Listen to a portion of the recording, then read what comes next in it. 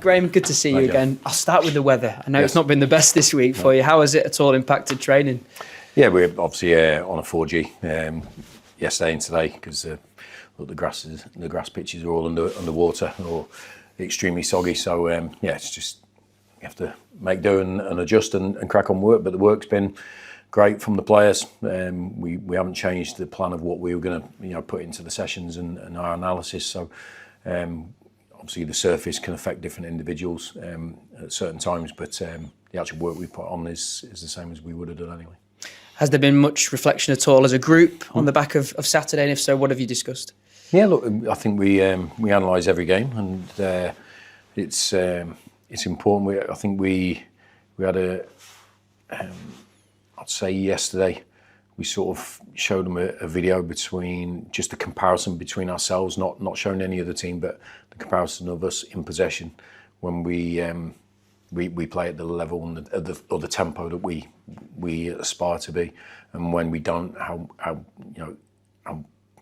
poor it looks really, how slow it looks, and so we did that yesterday, and then we showed them a few more bits today, just to get back that real identity. You can't have 80% of what you are. You have to fully commit to it 100%. And I think there's a little bit of a grey area in certain aspects, a little bit of overthinking a couple of things, and we have to get back to our instincts. And our instincts are really strong when we play to that. And but we saw the training yesterday, and certainly today was more like it. So we'll feed that back again on Friday just to re-emphasise it, to strengthen the ideas, because I think the when we play like that, it's very hard to play against.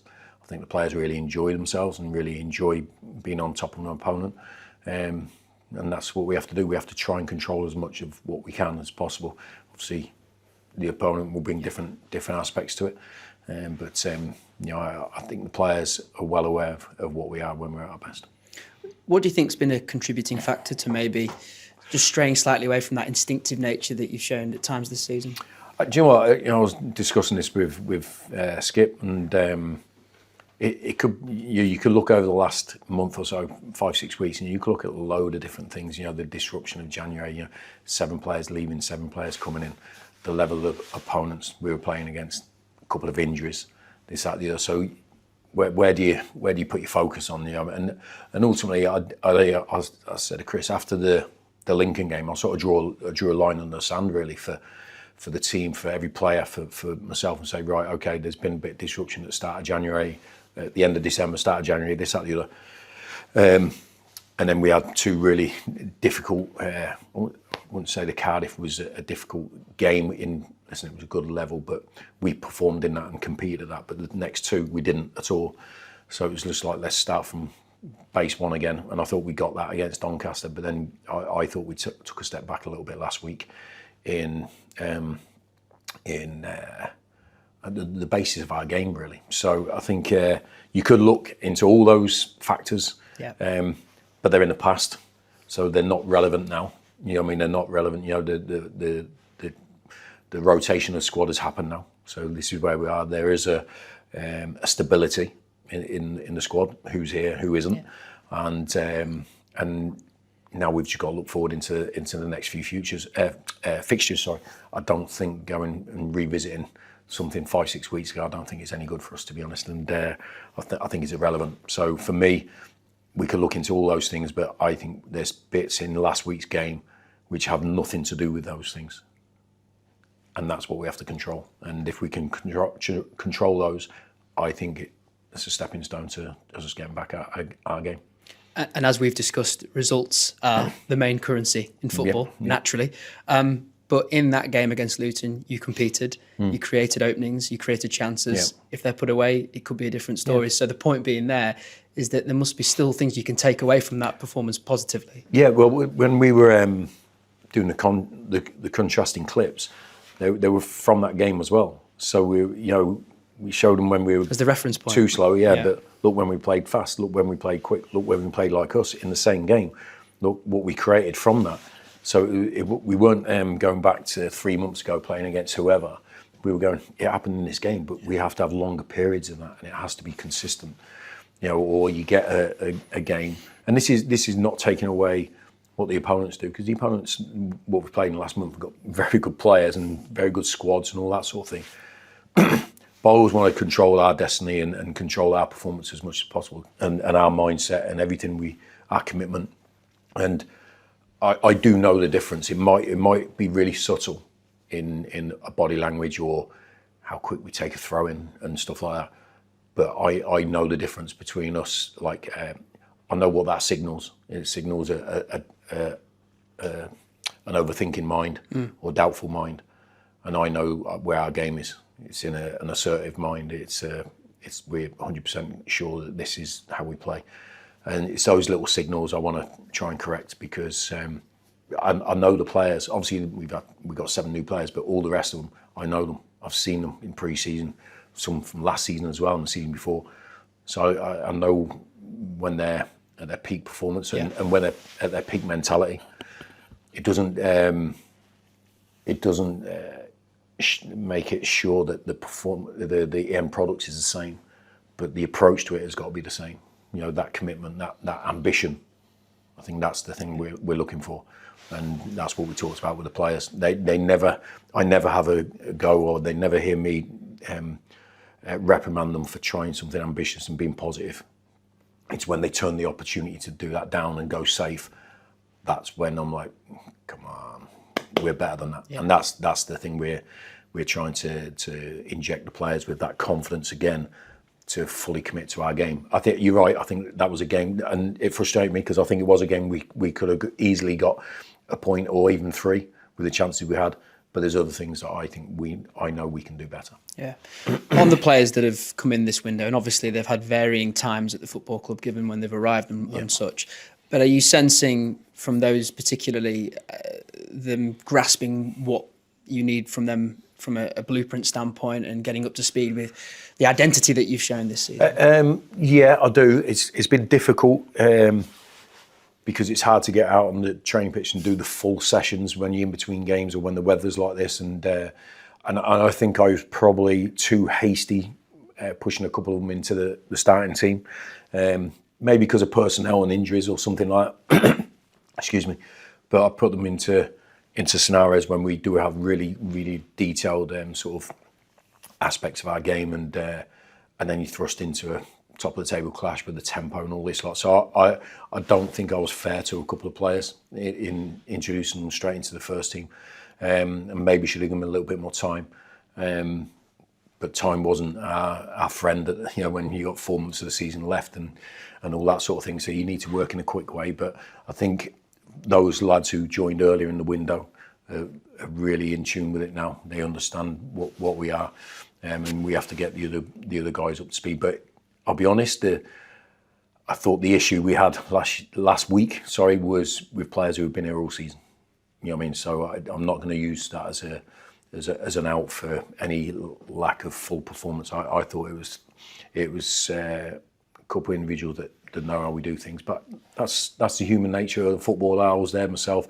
I said to a couple of guys on Tuesday, when I'm seeing things going on the pitch, I remember being 38, 39 and doing things, and I look back going, what was I thinking there? I had 900 games I'm about at that time. So it happens. The game can sort of drag you from pillar to post at times, but I think the sort of the stability of getting into February now and understanding the game and seeing the games, because some of the players I've been at a higher level or level below or not playing football at all, and they have to adjust to that as quick as possible. Yeah. From a team selection standpoint alone, fitness wise, how are you going into Saturday? Really strong. Yeah, I think there's only Will Swan, Nick Powell. That's not actually in the full training session at the moment. So we've got a really strong squad, really competitive squad, and I think the training this week has been at that level where I think a couple of players are thinking I could get an opportunity because of the results, and that's how we want it to be. And then the ones who are in the team are actually smelling that might be the case, so they're doubling down on their performance, and that's what we have to be. We have to train at that level, create that level within the squad, and then take it forward into the games. It was somewhat overlooked given the defeat and what we discussed after the game. But obviously, Stephen in that game comes on and gets a goal. And you know, I know there's been a lot of attention and discussion regarding his position and the like. But just how pleasing was it to see him take that opportunity in the manner of which he did, and actually not just the goal, but the way in which he linked up the players around him as well.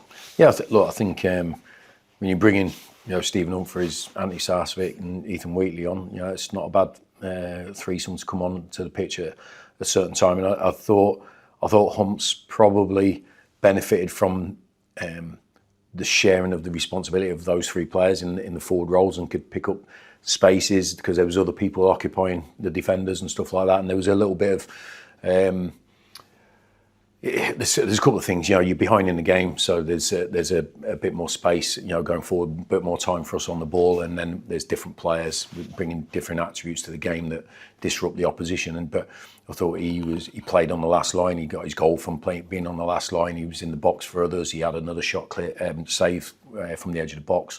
He created an opportunity just after that when he broke free down the right. So there was that's what we want from our forward players, that end product, that willingness to be in where goals are scored. And I thought all three certainly affected the performance really well. And I think all three have took it into training this week. So delight for all our forward players if they score a goal, because I think it boosts their confidence. It gives them that sort of belief going forward. And I thought it was a really good finish, to be fair. Yeah. We've spoken a lot about being back at Valley Parade, being back at home, and how beneficial that has been to you over a long period of time. But just particularly given the recent run of form and the amount of away games that you've had, is it nice to know that in the near future you've got a fair chunk of games now at Valley Parade? Yes and no. Yes and no, because look, I know our record is fantastic over the last 2 years or 18 months at least. But it doesn't guarantee us going forward. You know what I mean? It creates a feeling and an environment that everyone wants to be in. If you're of the persuasion of a Bradford City employee or supporter, and it's difficult for away teams because of the results, because of the performance of the teams. But I want my team to be that team home and away. That's the thing, you know. So even though last week's game was an away game, and there were certain things we want to fix in there, going into 2 home games, I didn't want to just put that on the back burner until the next away game and then bring it forward. No, this is what we've got to be consistently, home and away. And I know it's difficult because there is different environments and stuff like that. Winning is difficult, so we have to understand there. Just because it's hard, oh no, we can't do that. No, it's supposed to be hard, or everyone would win. That's why you have to go where it's hard. That's where you have to try, and it's difficult, and you have to really think, and you have to really commit. That's where the winning is. So I think, but we love playing at Valley Parade. It's a great venue for a game of football, and but we have to understand that it's not the stadium that wins a game. It's not just the supporters on their own that win the game. It's everything coming together, and it's the players doing what we do from day one of pre-season. That's what's built up this run of results over 18 months. But we're not entitled to win the next game. We have to work exceptionally hard to do it. So we'll give it our best shot. Best luck Saturday. Cheers, mate. You said that you can't train on the grass at the moment because of the weather. Do you have to change the way you play when pitches are more likely to cut up and not run as smoothly as maybe they did earlier? No, because I think I sort of asked that question to a couple of players on Tuesday, because I heard it in the change room before the game. You know, the Luton pitch obviously was very heavy and boggy, and I heard the comment before the game, like, let's play the pitch, make sure we.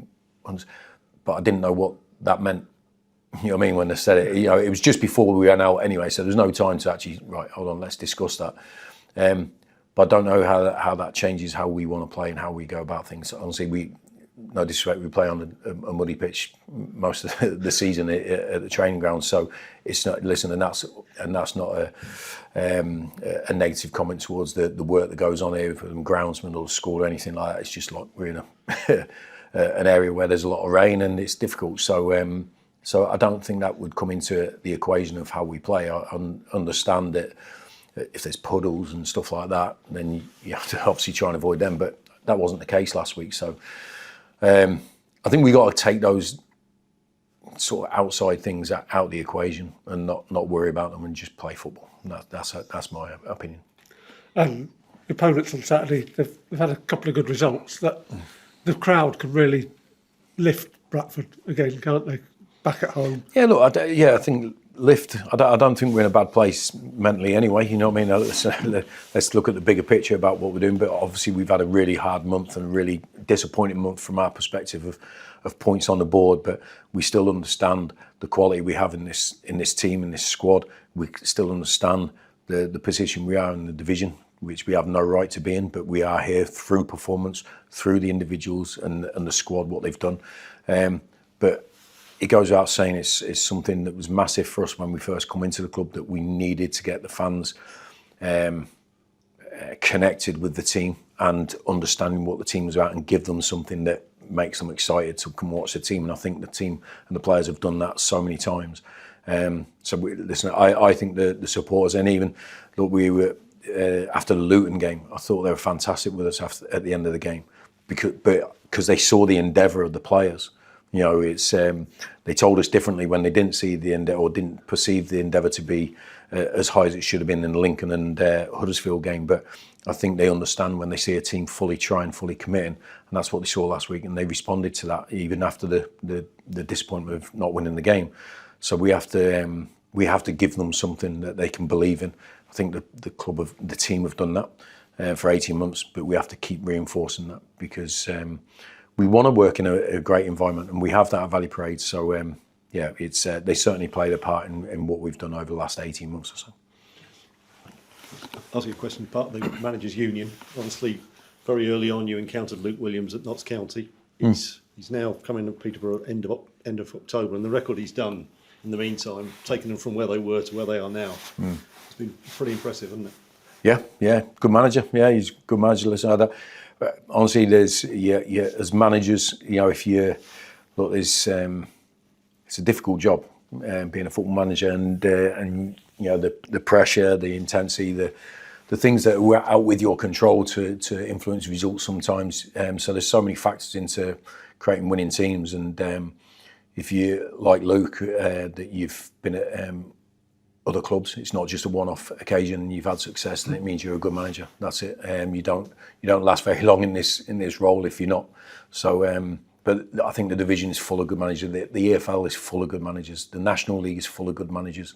I think it's such a competitive role and job that you have to constantly prove yourself, constantly improve yourself, and get better. And so I've played against Luke's teams a couple of times, even going back to Scunthorpe, I believe one of my first games was against his team at Swindon. So it's he's done a really good job there in the period he's had. I suppose you could look at the squad Peterborough have got, and even when they were down the bottom, I think played them earlier in the season. You sort of thought then you can't see this team being where they were at the time, can you? No, I think look, I still think there are teams that are below their sort of capacity or their potential. You know, I think that's the division. I think, and I think that's why our players, our team, our club should take great credit, because no one would have foreseen where we were now at the start of the season. They would have foreseen probably 10 other clubs in our position. So, but yeah, you look at the quality of the individuals, and then even before, with Darren being a top manager, you know what I mean. But sometimes just something's not clicking, and it changes. So, but they've always recruited well in League One. I think they've always been a sort of a really competitive force at this level, as they've shown with their promotions over the last 10, 15 years or so. So, but look, the biggest thing for us is all I've been focused on the last 2 days, and the next 2 days will be how we play, because it's the most important aspect of any game of football. Obviously, talking about last week, I mean, Ethan Wheatley had a good chance early on, didn't take it, but after that he looked very bright. I mean, he's obviously comes from Man United, but he's got league experience, but he's still quite a young lad. I mean, that's sort of mentally, that's he had to go over that barrier, didn't he, of not taking that chance right at the start. Yeah, look, it's sometimes you get young players and they look like men, you know what I mean, because of their stature and everything like that. So sometimes you think of them like they've got 200 games under the belt and they've had loads of experiences, but actually then you see his date of birth and he's like game time. You think actually, it's like a first or second year pro, really, which is extremely sort of difficult for a player to come straight into a team. Obviously he was desperate to be involved and came on and still had a really good impact. Maybe he could have done with a couple of touches before that, a couple of little hold-up, link-up plays or something like that, and then be in the game. But listen, for me, the biggest thing that he was there to have that opportunity. He was on the last line. He was looking to make that run, and he didn't shy away from taking the shot. That's the thing. I think you can sort of review it, go back, and I should have done this, should have done that. But listen, it's gone. The best goal scorers, the best players, they make a mistake or they don't fulfil what they should have done. They just put it to bed and they just go on with the next action. And I saw that in Ethan's game last week, to be fair, and that's what we're about. We always talk about not being perfect. We're going to let ourselves down sometimes. There's going to be down times in game, or there's going to be a mistake. 100% there's going to be a mistake from every individual, but don't carry it around with you, and that's it. And I didn't see that from Ethan, so I think he'll have many more opportunities to score goals between now and the end of the season. As the new players know, this is a spotlight club, and there's a lot of spotlight on this. So anything you happen often gets magnified. You score a goal, you miss a goal. So they know that it's not a place for sort of shrinking violets, is it? No, it's not. But I think that's part of the challenge when they take on. I've said it before. The price on the ticket, we make it clear. This is what it is. But I think it excites them. And I think it challenges them as professionals to go, no, I want to, because you have to back yourself as a professional. You have to, people always say it's really difficult to do this, to do that. But underneath it, you go, yeah, but I think I can do it. That has to be underneath your skin all the time. And I think that's what all these players that have joined, because ultimately when we were speaking to all these guys, they're looking at us from the outside and going, it's going to be difficult to get in that team because it's a really good team doing lots of good things. It wasn't like a freebie because we're 17th on the table and it's just come in and help us. They had to work their way into it. So they were up for that challenge in the first place. So that's a good sign. Because as you know, I don't guarantee anyone that they're going to go straight into a team, but they still chose to come here. So that's a positive from my perspective, because I think that's the first hurdle, to be honest, to actually take on the challenge first and foremost mentally. But then you have to go and perform to it, and that's it. And I think without a shadow of a doubt, the players that have done that in the past have left better players. The ones that have come on and took on the challenge and shown they can withstand the pressure, because ultimately football's a high pressure game anyway. And if you can't handle that, you're going to get found out. So it's the challenge for all of us, me as a manager, the staff, players, senior players, players who've been here for a long time, the young players coming in. It's there for everyone. We have to constantly prove our worth. And if we stand up to that challenge, stand up for that challenge, I should say, then we're in a good place. If there's any sort of doubters on the outside, Graham, does that give you sort of provide you with fuel, really? Some will say, well, they're going to fade away, that sort of thing. But does it give you sort of fuel to extra fuel? It can do if you want to use it. You can look outside for inspiration or motivation. We don't run our club on that to prove people wrong. We'd prefer to prove people right, why we're here in the first place, and why we're together, all the work that we do, all the work the players put into it. I'd rather us prove that right than other people wrong. I think if we start looking outside for that, I think we're getting distracted, because the week after they might be saying we're the best thing since sliced bread, and we're certainly not that either. So let's have our own level of standards and understanding and context about what we can achieve, because we have all the detail behind it as well. But I do think we have to dream bigger than what we are, from the reality. I think we have to go beyond the reality in our minds first to drag us through that. I think doubt is a natural thing. If you don't question things around you, I think you could be oblivious to it. But then you've got to find the answer to that doubt. And if you can find the answer to that doubt, then it makes you assertive again, makes you positive again. And that's what we try to do. So I think doubt and fear is a natural reaction for a human being. It's part of our DNA. But to be successful, you have to overcome that, and you have to use it and put and contextualize it. And I think we've got a group of players that can do that really well. So that's fine. What other people think, it's not a distraction for us. And some individuals might use it. It might help them. It's not something I do personally, to be honest. It was big on the culture, the environment, it being right, and when you have sort of some difficult times result, that's when it comes into its own, is staying positive, isn't it, really? And everyone, having the right body language and coming into work, the right standards, that sort of thing. Yeah, I think it's very important times like this, especially. 100%. I think it's recognising. I said about the boxer expecting to get hit. Yeah. You know what I mean? He doesn't go into a ring going, I hope I don't get hit for 12 rounds. You're kidding yourself, mate. You're going to get hit in the first minute. Yeah. So we try to understand. We don't want the difficult times or defeats, but we understand it's part of growing, it's part of winning, it's part of being successful.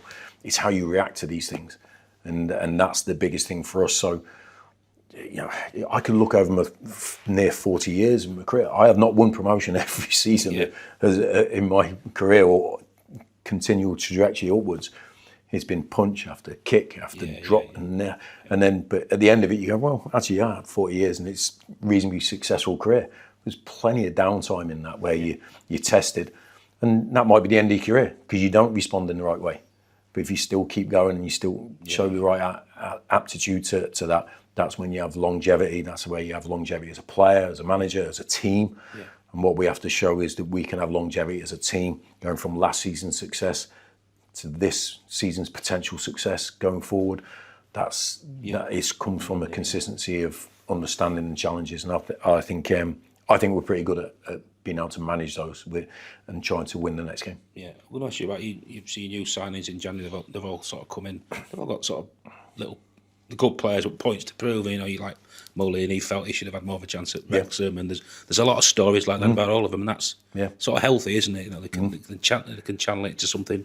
Yeah, I think so. I think it's something that we try to understand about the player. What's his motivation on day two? Because day one motivation or day zero is to join and that. But then on day two, you've got that. So what's your motivation on day two, day three? And it has to be a driving force to be successful, and it can be personal sometimes. That can happen. Because constantly you have to prove your worth. That's how professional football is. Everyone wants to be a part of it. So the competition is really strong. So you always have to have that motivation. No, I don't care how they're motivated as long as they are. You know what I mean? And each individual has that. And I think footballers always can find a point to prove, whether it's in your team, whether it's from your past, whether it's what you want to do in the future.